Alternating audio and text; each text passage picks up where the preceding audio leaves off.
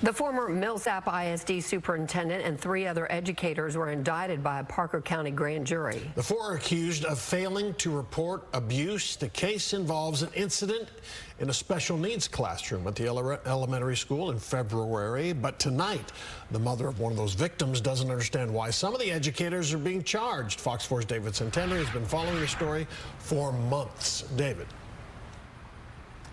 Yeah, Stephen, Heather, some of those indictments that were handed down today went to a few educators who people were not necessarily expecting to be charged.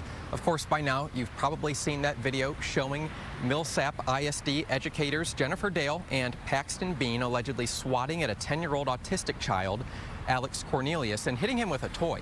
Both were charged with misdemeanor official oppression in this case, and then Superintendent Edie Martin charged with felony failure to report or intent to conceal. Today, a Parker County grand jury chose to indict Martin on a lesser charge, misdemeanor failure to report child abuse, while also serving the same indictments to 3 additional educators, Jamie Riggs, Jeannie Batorf, and Shannon Kraus. All 3 worked inside the special needs classroom. One even recorded the whistleblower video given to the child's mother.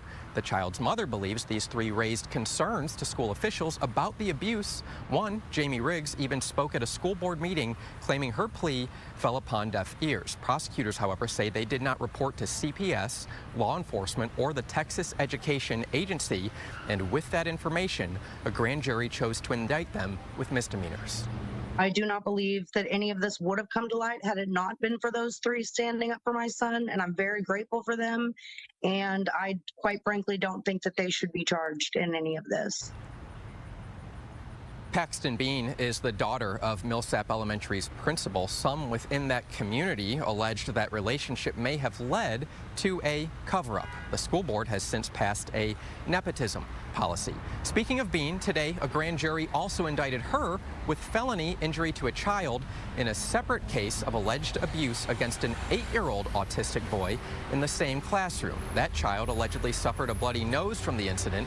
The initial spotlight on Alex Cornelius's case led to that investigation.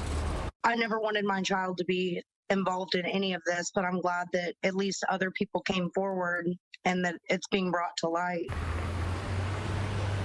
Martin's defense team issued a statement today reading in part that she did not report the abuse within 48 hours because Dr. Martin was awaiting the report of the independent investigator who began work that day of the incident. Of course, we've been reporting on this story for several months now. We'll continue to keep you updated on how the legal process plays out. But for now, Steve and Heather, back to y'all.